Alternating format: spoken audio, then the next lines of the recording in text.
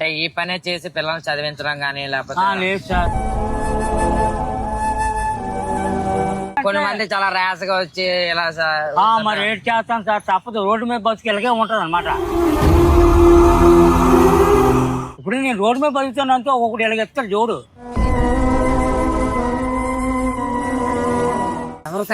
నేను నాజరం అండి. ఆడ 3 జనాలకు అందగాడండి. అయ్యా మంచి క్లాస్ గా డాన్స్ చేస్తాడు, పాటలు పాడతాడు, ఆడవాళ్ళు ముట్టుకోకుండా యాక్ట్ చేస్తాడు. ఈ రామారావు అలా నడిపేస్తాడు మనుషులు.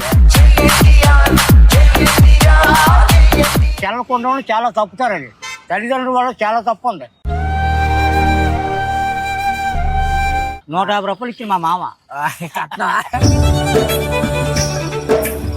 Hi guys, welcome to R star. మనం చాలా మందిని ఇంటర్వ్యూ చేస్తుంటాం. అంతెందుకండి, మీరు కూడా చాలా మంది ఇంటర్వ్యూలు చూసే ఉంటారు. సెలబ్రిటీలు కానివ్వండి, చిన్న ఫేమ్ వచ్చిన ప్రతి ఒక్కరు ఇంటర్వ్యూ చూసుంటారు. కానీ ఈ రోజు మనం ఇంటర్వ్యూ చేయబోతున్న వ్యక్తిని చూస్తుంటే మీకు చాలా ఆశ్చర్యంగా ఉండబోతుంది. మరి ఇంకెందుకు లేట్, చూసేద్దామా?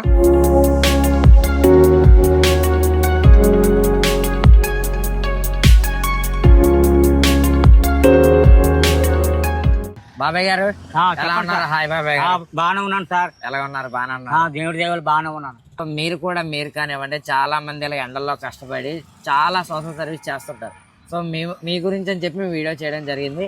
సో ఫస్ట్ ఆఫ్ ఆల్ మీరేంటి, మీ బ్యాక్గ్రౌండ్ ఏంటి, ప్రతి ఒక్కటి మాతో షేర్ చేసుకుంటారు. బ్యాక్గ్రౌండ్ అంటే కష్టపడి బతకడం సార్. అంటే మీ పేరు? నా పేరు అలీబాబు. అలీబాబు. సురగాల అలీబాబు. సురగాల అలీబాబు. సురగాల అలీబాబు. ఎప్పటి నుంచి పని చేస్తున్నారు? నేను చిన్నప్పుడు కానీ చేస్తున్నాను సార్. మీరు చిన్నప్పటి నుంచి? అంటే ఇది వంశచారంగా వచ్చిందా లేకపోతే ఇది మా నాన్న తాలూకా ఇదండి. Okay okay. మా నాన్నగారు పోయారు, నాకు ఇచ్చారు. Okay okay. నేను మా నాన్నగారు సామర్థ్యం నేను బతుకుతాను. అంటే మీరు పిల్లలు గట్రా? పిల్లలు విజయనగరంలో ఉన్నారు సార్. విజయనగరం. అంటే ఈ పనే చేసి పిల్లల్ని చదివించడం గానీ లేకపోతే? లేదు సార్. లేదు, చదువుకోలేదు. పిల్లలు పిల్లలు పిల్లలు కూడానా? పెద్దోడు హ్యాండిక్యాప్. Okay okay. చిన్నోడు బైక్ మెకానిక్.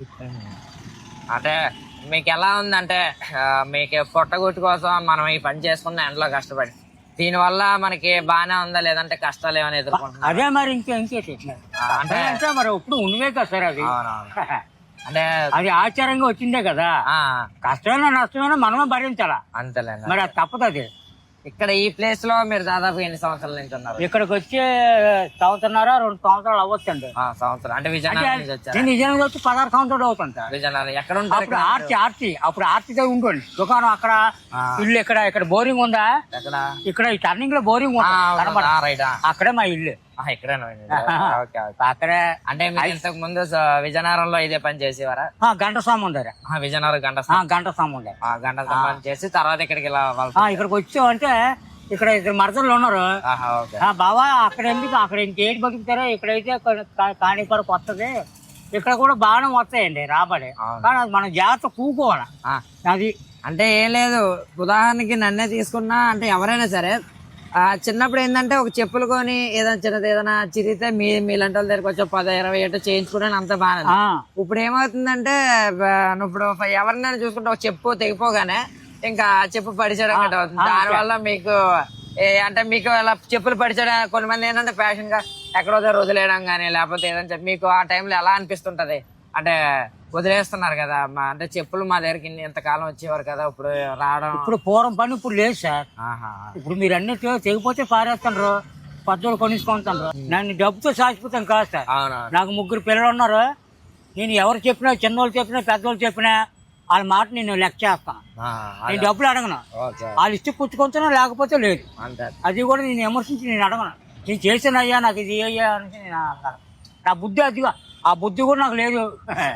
అంటే కస్టమర్లు ఎలా ట్రీట్ చేస్తుంటారు మనల్ని నార్మల్ గా? కొన్ని మంది చాలా ర్యాష్ గా వచ్చి ఇలా మరి ఏం చేస్తాం సార్, తప్పదు. రోడ్డు మీద బతుకు ఇలాగే ఉంటది అనమాట. మనం ఏం అనలేం కదా, ఎందుకంటే మనం బతుకుతే మనం చూసుకోవాలి. అవునవును. మనం ఫీల్ అయ్యాం అనుకో రేపు పొద్దున రారు. ఈ ముసలి కూడా మంచివాడు కాదురా, ఈ చిన్న మాట అన్నా ఏదన్నా సరే ఫీల్ అవుతాడు చేస్తాడని. అంటే అది వాళ్ళకు ఉండాలి సార్, మనకు కాదు. ఇప్పుడు నేను రోడ్డు మీద బతుకుతానంటే ఒకటి ఇలాగెత్తాడు జోడు, మరి ఏం చేస్తాం మనం? అది నా బతుకుతారు, అది నాకు తప్పదు. 10 మంది కాలు పట్టుకుంటుందో నా కడుపు నిండదు. అవునండి. కొంతమంది మాత్రం మంచిగా మర్యాద చేస్తారు, చాలా గౌరవం ఇస్తారు సార్. బాబు పెద్దగా ముట్టుకోకరా బాబు, నేను ఇస్తానా అని అంటారు. అలాంటి వాళ్ళు కూడా ఉన్నారు. కొంతమంది అంటే కొంతమంది డబ్బు అహంకారం లేకపోతే సంథింగ్ ఏదో మనం ఎందుకు అని చెప్పి ఇలాగా మీరు అన్నట్టు ఏదో సంథింగ్ ఉంటుంది అది అంతే మనం ఫీల్ అవ్వమండి. ఎందుకంటే మనం ఈ పని చేయడం కొంచెం మన పొట్ట కోసం మనం బాధపడుతున్నాం అంతవరకే. అంతే అంతే ఒకళ్ళు విమర్శించే పని లేదు. అది నాలుగు ఉంటే టాలెంట్ అదండి. అంటే ఏదైనా మంచిగా ఉండాలి. మనం బిజినెస్ చేసుకుంటాం సంథింగ్ ఏదైనా మన పొట్టకి 10 మంది మీరు అన్నట్టు 10 మంది కాలు పట్టుకుంటే కానీ మన పొట్ట నిండదు. సో మనం ఇంకా ఏం పట్టించుకోకుండా మన పని మనం ఏమైనా దొంగతనం చేయట్లేదు, ఏ పని చేయట్లేదు. మన కష్టంతో మీరు ఎంత పెద్దవాళ్ళు అయినా సరే ఇంకా ఎండలో చాలా కష్టపడి చేస్తున్నారు నిజంగా. అంటే ఇప్పుడు నార్మల్ గా గవర్నమెంట్ అందరికి స్కీములు పెడుతుంటది. అంటే చూసారు ఆటో తోలిన వాళ్ళకి 15,000 వేయడం కానీ, డ్రైవర్స్ కి ఇలాగ 15,000. అలాగే మన వృత్తికి సంబంధించి ఏమైనా అంటే ఈ వృత్తిని గవర్నమెంట్ ఎప్పుడైనా గుర్తించి మనకి గుర్తించలేదు. ఇప్పుడు మీరు వచ్చి ఇదే మీరు రావడం అంతే ఇన్ని సంవత్సరాలకి. సచివాలయాల్లో కానీ ఎక్కడైనా సరే చెప్పులు అంటే మన వృత్తిని ఏమంటారు బాబాయ్? జోలి పని చేసిన అంటే ఉంటది కదా అంటే కటింగ్ చేసిన వాళ్ళని మంగళవాళ్ళని లేకపోతే డ్రైవర్ ఆటో డ్రైవర్స్ చెప్పులు కుట్టుకున్నాను అంటారు అంతే. మనకైతే ఎలాంటి స్కీములు కానీ అసలు అంటే ఇయర్లీ 10,000 ఏది లేదు. ఓకే. అంటే ప్రతి వృత్తిని మనకి క్యాలిక్యులేట్ చేసుకుంటారు. మరి అలాంటి గుర్తింపు అయితే లేదా? లేదు. అంటే మనం ఎలా కష్టపడ్డాం బాధపడండి సార్. ఎంత బాబాయ్ మనకు నా ఏజ్ 71. మనం స్టార్టింగ్ డేస్ నుంచి మనకి ఇదే పని. ఈ పని తప్ప మనకి ఇంకో పని రాదు. మనకి వచ్చిన ప్రతి పని రాదు. అంటే మీరు ఖాళీ టైమ్స్ లో సెకండ్ ఇన్కమ్ కోసం అని చెప్పి వేరే పనికి వెళ్ళడం తాపి కదండి. నాకు ఈ పని తప్ప ఇంకో పని నాకు రాదండి. ఎంతైనా సరే ఇక్కడ కూకొని కష్టపడతాను. 5:30కి వేస్తాను ఇక్కడ. తెల్లవారు 5:30కే అలవాటు అయిపోయింది నాకు. మళ్ళా రాత్రి ఎంత వరకు ఉంటారు?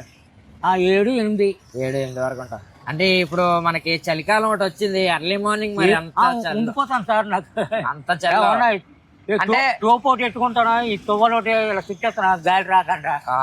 అంటే మనకి ఇష్టంతో ఏ పని చేసినా సరే మనకు కష్టం అనిపించదు అంట. కష్టం అనిపించదు అంతే. ఎంజాయ్ చేసుకుంటాను నేను అంతే. అల్లాడు బాగున్నాడు వాడి మీద ఏడడం కానీ అలాగేం ఉండదు. మనకి ఏది వస్తుంది ఒకరి మీద ఏడిస్తే అంతే. ఆ ఉసురు మనకు తగ్గుతుంది. ఇప్పుడు కూడా ఎత్తటి మనిషి మనం దూషించకూడదు అంతే. అది మీలాంటి పెద్దవాళ్ళు చెప్తున్నారంటే 100% అది మనం పాటించాలి. అంతే అందరికి అది ఉండదు సార్. అంతే. అంటే నార్మల్ గా ఎర్లీ మార్నింగ్ 6-7కి లేచి ఆఫీసులకి వెళ్ళాలంటేనే ఈ చలికి వేడి నీళ్ళు పెట్టుకుంటే కానీ స్నానం చేయలేని పరిస్థితి. అలాంటిది మీరు 5 కంటే మీరు అట్లీస్ట్ ఒక 3:30 to 4కి లేచి అంటే 4 గంటలు లేచి రెడీ అవ్వాలి. ఇప్పుడు 4కి లేచి 4 ఎర్లీ మార్నింగ్ 4 లేచి 2 టీలు తాగుతాను సార్. అప్పుడు ఇక్కడ ప్యాకింగ్ చేసుకుని దుకాణం వేసుకుంటాను 5:30కి కరెక్ట్ గా. ఎర్లీ మార్నింగ్ 5:30 అసలు మంచి ఉంటది. నాకు అలవాటు అయిపోయి ఉంటా సార్. జలుబు చేసినా సరే నేను కాతర చేయను. అందరు మాత్రలు వేస్తారు. అట్లా మాత్రలు వేసాం అనుకుంటే అట్లా ముద్దించినట్టుగా ఉంటది. అలా ఒగ్గిడమే. మీకు ఆరోగ్య సమస్యలు పర్ఫెక్ట్ గా ఉంటాను నా ఆరోగ్యం. సూపర్. అంటే ఏం లేదు, వర్షాకాలం వచ్చినప్పుడు బాగా సఫర్. వర్షాకాలం వస్తే కొద్దిగా ఇబ్బంది. అదే మరి ఇప్పుడు ఎండాకాలం అంటే ఇప్పుడు మనకి ఏదో ఒకటి చాలా మంది వాళ్ళ పేర్లే ఉన్నాయి సార్. ఓకే. గొడుగులు ఇచ్చింది ఇస్తారు మనకి. ఎవరొకరు వచ్చి ఉత్పత్తి బతికి అందరికి ఇస్తారు సార్. వాళ్ళు వచ్చి ఇవ్వడం కానీ ఇస్తారు. ఇప్పుడు అంటే గొడుగు లేని వాళ్ళకి గొడుగు కానీ లేకపోతే వాటర్ గానీ సంథింగ్ అలాంటివి తప్ప తిని రాబోతాం ఆడకూడదు. అవునండి. అంటే ఎండాకాలం అనుకోండి మీరు ఏం చేస్తుంటారంటే గొడుగు పెట్టుకొని మెల్లికి ఎలా మేనేజ్ చేసుకొని ఎండలో కష్టపడిపోయే తత్వం కాబట్టి పర్వాలేదు. వర్షాకాలం వచ్చినప్పటికీ ఒక్కొక్కసారి మనం తెల్లవారు లేచినప్పటికీ వర్షాలు పడుతుంటాయి. ఆ టైంలో మనకి బిజినెస్ కొంచెం తగ్గుతుంది. మరి మీదకి వెళ్ళిపోతాం సార్. ఆ బిల్డింగ్ ఓనర్ అన్నాడు, ఊరే ఇక్కడ ఎట్టుకొని చేసుకోరా శుభ్రంగా, వర్షానికి ఎక్కడ పూకుంటావు అని అక్కడ పూకోమంటారు. బిల్డింగ్ ఓనర్ నాకు ఇచ్చాడు సార్. మనకు ఎలాంటి చాలా మంది ఏంటంటే చూసారా ఎక్కడైనా చిన్న షాప్ ఏంటి మన ఎదురుగా మన బిల్డింగ్ ఎదురు పెట్టుకున్నాడు. ఫీలింగ్ లేదు. ఎండలో ఉండదురా చచ్చిపోతావు, ఆ మీద కూకోరా అని అంటారు. వాళ్ళే వచ్చి రాలే ఈయన వెళ్తే ఒప్పుడుగా కూకుంటున్నాడు. వాళ్ళు ఏదో చనువు ఇచ్చారు కదండి, మన ఇష్టసారం కూకుంటే బొసలతో పంపించేస్తారు. అవునా? ఏదైనా వాళ్ళు ఛాన్స్ ఇచ్చినప్పుడు దాన్ని మనం నిలబెట్టి దాన్ని ఉపయోగించుకోవాలి మనం అంతే. అంతే. నార్మల్ గా మీకు డేకి ఎంత వస్తుంటది బాబాయ్? చెప్పలేం. ఒక రోజు 200 రావచ్చు, 100 రావచ్చు, 50 రావచ్చు, చెప్పలేం. గెజి అంతా గాలిసురు అంతే. వచ్చిందా వచ్చేస్తారు. వచ్చిందంటే పనికి ఇసుకను ఒక 500 600 చేసుకుంటా 12 అవగానే కట్టేస్తాను ఎండ కదా అది అంతే. అంటే ఇప్పుడు మనకి బిజినెస్ ఎక్కింది కానీ ఒకప్పుడు బాగానే ఉండేదా అంటే ఒక 5 to 6 years ముందు పూర్వం కాలం బాగుంది సార్. ప్రతి ఒక్కరు వచ్చి ఫ్యాన్ విసిగిపోయింది పని చేయడానికి. ఇప్పుడు అలా కూకుంటే నిద్ర వచ్చేస్తుంది. అప్పుడు ఏం చేస్తానంటే అలా అటు ఇటు తిరుగుతాను నేను నిద్ర రాకంటాను. ఎవరైనా వస్తే కూకొని పని చేసేస్తాను రాపని. అంటే మనకి మీరు స్టార్టింగ్ లో చెప్పారు కదా బాబాయ్ నాకు ఈ పని తప్ప ఇంకే పని రాదు. మరి కరోనా టైంలో మీరు ఎలా సార్? కరోనా టైంలో అంతా ఇలాగే కూకున్నాను సార్. మూతికి మాస్క్ లేకుండా అందరూ అన్నారు మాస్క్ ఎత్తుకొని చచ్చిపోతారు అని. చచ్చిపోతే ఒకసారి చచ్చిపోతాము 2 సార్లు అవ్వం కదా అది ఏమిడే ఉన్నాడు అనేసి నేను ఇలాగే ఎక్కడే కూకొని పని చేస్తాను. అంటే మనకి పోలీసులు కరోనా టైం నాకు అవులు అబ్జెక్షన్ చేయలేదు. పోలీసులు ఆ టైంలో బయటకి ఎవరో రాలేదు కదా మీకు ఆ టైంలో మరి మేము ఉండదు కదా ఎలా ఏమి ఉండదంటే మరి అలాగే కూకుంటాం మరి కడుపు మంటకి. ఇంటికాడ కూకుంటే ఆ రూపాయి డబ్బులు కూడా వాళ్ళు ఇవ్వరు కదా. అవును అదే గవర్నమెంట్ స్కీములు కూడా మనకి ఏం లేవంటారు. లేదు. సో కరోనా ఆల్మోస్ట్ ఒక 2 years అయితే బాగా సఫర్ అయ్యాం. సో ఆ టైంలో నన్ను అడిగితే పెద్ద బిజినెస్ అస్సలు ఉండదు ఎందుకంటే జనాలు రావడమే చాలా అరుదు. అలాంటిది పబ్లిక్ తిరిగే ప్లేస్ బాగుంది సార్. ఇక్కడ 6 రోడ్డు జంక్షన్ ఎక్కడెక్కడ ఏటీఎం దగ్గర అక్కడ గోపాలపట్నం అక్కడ ఏటీఎం ఉంది కదా 3 4 ఉన్నాయి ఏటీఎం. అక్కడ నాకు మంచి సెంటర్ 6 రోడ్డు జంక్షన్ అది. అక్కడ బాగుంది వ్యాపారం చేయించుకున్నాం. ఈ లైటింగ్ కి నిలబడుకోవాల్సి వస్తుంది.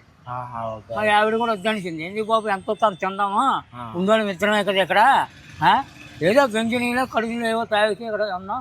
మొన్న అక్కడికి వెళ్ళక బాబు అంత దూరము లైటింగ్ పడ్డం ఏంటి నాకు ఆపరేషన్ అయింది కదన్నా కళ్ళు ఆపరేషన్. ఇప్పుడు నైట్ కనబడుతుంది కదా లైటింగ్ బళ్ళు లైటింగ్ ఆ లైటింగ్ కి సరిగా ఆందో అలికిసినట్టుగా ఉంటుంది. నిలబడిపోతుంది అన్నమాట అక్కడ నిలబడిపోతుంది. అది వెళ్ళిన తర్వాత ఎప్పుడైతే కొద్దిగా దీనిగా ఉందో అప్పుడు బయలుదేరుతారు. అయితే ఇప్పుడు ఇంట్లో మీరునా మా అమ్మగారు మాత్రం? అంతే మా ఇద్దరమే. పిల్లలు ఇక్కడ విజయనగరంలో ఉంటాం. విజయనగరం పర్లేదు వాళ్ళు మిమ్మల్ని బాగానే చూస్తారు సార్. 2 కొడుకులు ఉన్నారు. హ్యాండికేప్ అయినా హ్యాండికేప్ లాగా ఉండడు. కాలు పేపర్ వెళ్తాడు. ఆడి స్టైల్ వేరేది. చదువు లేకపోయినా సరే నీట్గా ఉంటాడు. పిల్లలు అయిపోయి కదా ఇద్దరికి. ఆడికో పాప బాబు ఈడికో పాప బాబు. కూతురికి 2 కూతుర్లు. మా పాపకి మీకు 2 బాబులు 1 పాప. అయితే అన్ని అంటే పుష్ప తావడం పెళ్లిళ్ళు చేయడం ఇద్దరికి పెళ్లిళ్ళు చేయిస్తాం. మేమే 6 రుణాలు మేమే ఎప్పుకున్నాం. ఆ ఎప్పుడు ఇప్పుడు కొద్దిగా అలా తీరుస్తాం అన్నమాట. అంతేనండి. తాతకోవడం కదా మరి ఏమన్నా చదివించకపోయినా సరే అప్పట్లో ఇదే పని మీద పెళ్లిళ్ళు చేస్తారు ఆనందంగా. అప్పుడు బాగానే. ఇప్పుడు ఏంటంటే ఇద్దరం కష్టపడుతున్నాం సార్. 2 మా అమ్మగారు కూడా అక్కడ బాధ్యంకిన బాటా షాప్ ఉంది పెద్దది. అద్దాలు స్టైల్స్ అంటే వస్తడం అదే అనమాట. ఆవిడ ఖాళీ కూకోదు. అయ్యో ఆవిడ వెళ్ళిపోద్ది. ఇద్దరం ఒకసారి వెళ్తాం ఇంటికి. అంటే వండిసి వెళ్ళిపోద్ది. నీకు మధ్యాహ్నం మీరు చేసుకుంటారా లేకపోతే ఆవిడ వచ్చేస్తారా? మీరు ఇంటికి వెళ్ళిపోతారు కదా. ఇల్లు ఎక్కడే కదా సార్. ఒక తినత్తం 1 గంట చేరబడతాం. ఎందుకంటే 5:30కి వచ్చేస్తాం కదా. మీకు ఎన్ని సంవత్సరాలు అన్నారు బాబాయ్? 71. మా అమ్మగారికి ఒక 65 ఉంటారు సార్. ఈ వయసులో కూడా ఇద్దరు కష్టపడతారు. మరి కష్టపడుతున్నాం మరి ఇంకేంటి. అంటే కొడుకుల మీద కూతురు మీద ఎవరి మీద ఆధారపడలేదు సార్. మా కాలు మీద నిలబడతాం. మన కాలు మనం బాగున్నంత వరకు ఇంకెవరు వచ్చి మేము పెడతాం. ఆ కెపాసిటీ కూడా మాకు ఉంది. ఓకే కష్టపడే నైజం ఉంటే ఏమైనా ఉంటాయి. ఇప్పుడు మనం కష్టపడే నైజం లేకపోతే మన దగ్గర పని ఉన్నా సరే చేసుకుందాంలే అనే ధీమా ఉండిపోద్ది. కానీ మనం కష్టపడే నైజం ఉన్నప్పుడు పని లేకపోయినా సరే పని చేయాలని ఆత్రం ధీమా ఉంటే మనం చేయలేము సార్. బతకలేము కూడాను. అంటే ఇప్పుడు నార్మల్ గా మీరు చాలా 70 సంవత్సరాలు అంటే మీరు ఈ పని చేస్తున్నప్పుడు నేను పుట్టి అసలు నా దాంట్లో సగం గచ్చా నేను. సో నాలాంటి యవనస్తులకు గానీ నాలాంటి కుర్రోళ్ళకి గానీ మీరు ఈ కష్టపడడం గానీ లేకపోతే ఈ జాబ్ల గురించి అవేర్నెస్ ఏమైనా చెప్పాలనుకుంటున్నారా? అలాంటి కష్టాలు ఇప్పుడు చిన్న ప్రాబ్లమ్స్ అండి. పిల్లలు మీరు చూసుకున్నట్లయితే ఈ మధ్య విన్నారా 10th ఫెయిల్ అయిపోయినని చనిపోవడం అది చేస్తున్నారు సార్. తెలుసు కానీ అది వేస్ట్ అండి. అది మీకు ఏమనిపిస్తుంటది? అలా ఏమనిపిస్తుంది బాధ. ఇంత చదివి ఇంటి వెనకాల సాగులాగా ఉంటది. ఎందుకు ఆ పని ఎందుకు చేసుకోవడం? తల్లిదండ్రులకి ఎంత చట్టపేత తెలుస్తుంది. చాలా మంది చూసారు మీరు ఈ మధ్య అంటే సరౌండింగ్స్ లోని గంజాయికి అడిక్ట్ అయిపోతున్నారు పిల్లలు. ఇక్కడ ఉన్నారు సార్ పట్టాల దగ్గర. ఓకే మీకు ఏమనిపిస్తుంటది? వాళ్ళు తీరు ఏంటి నాకు అండర్స్టాండ్ అవ్వలేదు సార్. నాకు ఎందుకు చేస్తుండ్రో తెలియకంటుంది. ఇంట్లో తల్లిదండ్రులు తెలియకుండా వాళ్ళు మోసం చేసి అది తల్లిదండ్రులు కూడా కొంచెం తప్పు ఉంటారు సార్. ఫ్రీగా ఒగ్గేస్తారు. వాళ్ళ ఇష్టం చెల్లలోటి ఇచ్చారు ఈ ఆడవాళ్ళకి. నేను సందులో ఉన్నాను బేగ వచ్చే, ఇక్కడే ఉన్నాను సందులో ఉన్నాను, ఇక చెయ్యి ఊపుతాను. ఇవి ఇప్పుడు కామన్. ఇది అది అంత బ్యాడ్ కాకండి అది తల్లిదండ్రులకి. ఏదో నువ్వు చదువుకుంటూ శుభ్రంగా ఇది చేస్తావు కదా అంటే చెల్లకుండా చాలా తప్పుతారు. అది తల్లిదండ్రుల వల్ల చాలా తప్పు ఉంది. అది మటుకు నేను గ్యారంటీకి చెప్పగలను. చిన్న వయసులోనే ఫోన్లు ఇచ్చేయకూడదు అంటారు. అంటే ఇప్పుడు అంతా డిజిటల్ అయిపోయింది కదా బాబాయ్. ఎంత డిజిటల్ అయిపోయింది, మరీ అంత బేవర్స్ అయిపోకూడదు కదా సార్. అవునవును. అంటే ఇప్పుడు ఏమంటే ఏమైనా ఎగ్జామినేషన్ సంబంధించిన కూడా ఫోన్ లోనే చేయాలంటున్నారు. ప్రైవేట్ క్లాసులు ఫోన్ లోనే అంటున్నారు. సో తల్లిదండ్రులు ఏంటంటే పిల్లలు చదువుకోవాలి బాగుపడాలని చెప్పి వాళ్ళు ఏంటంటే ఫోన్ లో మార్చిస్తారా. ఒక వ్యాపారస్తుడికే చెల్ల సార్, చదువుకున్న చాలా వేస్ట్. వాళ్ళకి చెల్ల ఎందుకు ఇవ్వాలా? చదువుకోమని పంపిస్తున్నారు. వీరే చెడ జరుగుతాడు తల్లిదండ్రులే చెల్లిచ్చి. మీకుందా బాబా ఏదైనా ఫోన్ ఏమన్నా మీరు మెయింటైన్ చేయాలి? నాకు రాదు. నాకు మామూలు కీప్యాడ్ ఫోన్. మామగారితో కాంటాక్ట్ ఆ అమ్మకు వచ్చావు, నాకు రాదు. మామగారి దగ్గర మామగారు ఉంది పిల్లలతో మాట్లాడడానికి. కానీ మామగారి ఆవిడే చేస్తుంది. ఆవిడ అసలు నాకు ఏదో చెప్తుంది ఆ అమ్మ. నాకు చిన్నప్పటి నుంచి అసలు ఫోన్ అనేది తెలియదు నిజంగా. నన్ను ఉంచుకోనండి, నాకు తెలీదు అది ఎలా నొక్కాలో తెలీదు. నాకు ఎందుకు కదా, ఎందుకంటే కష్టం అవుతున్నాను మా ఆవిడతో చెప్తా. వీళ్ళకి ఉందంటే పిల్లలు ఫోన్ చేస్తాను, నాన్న ఇలాగ అంతా ఇలా చేస్తాను అంతే. అండ్ ఇప్పుడు మనకి ఫ్రీ బస్సులు అనేవి ఉన్నాయి కదా, సో లేడీస్ ఫ్రీ బస్సులు పెట్టారు కదా, కడుపు కొట్టారు అంతే. మరి అంతే అంటారా? ఆటో కడుపే కొట్టారు, నాకు పర్లేదు, ఎలాగైనా బతికేస్తాను నేను ఇక్కడ. అంటే ఆటో ఎక్కువ బాధపడతాను. ఆటో వాళ్ళు చాలా మన మామగారు ఎప్పుడైనా ఎక్కుతుంటారా బస్సులు గట్ట? ఏమైనా బస్సు మీద ప్రయాణం? అమ్మకు బస్సు పడదండి. అయ్యో, ట్రైనే గవర్నమెంట్ నుంచి వచ్చింది. ఏది మీరు ఏది తీసుకుంటే ఆవిడ పడదు, బస్సు పడదు. ఎవరితే నేను కాల్చుకోలేను ఆవిడని, ఏలబడిపోతుంది. కొంచెం బరువైన మనిషి కదా, ఏలబడిపోయి నేను పట్టుకోలేను. అందుకని నాకు నన్ను ఏదైనా ఎక్కిపోతాను, నాకు ఏటి అవ్వదు. ఏది చెట్టు నాకు అన్నీ పడతాయి సార్. అంటే మ్యారేజ్ మీరు పెళ్లి ఏ వయసులో చేసుకున్నారు? పెళ్ళి అంటే 6వ నెల 10వ తారీఖున చేసుకున్నాను. రేట్లు గుర్తున్నారు మీకు? మరి ఏం చదువుకోలేదా? చదువుకున్న తిరిగాను సార్. మా నాన్నగారు స్కూల్లో వేశారు. స్కూల్లో సినిమా పిచ్చి ఎక్కువ ఉండేది.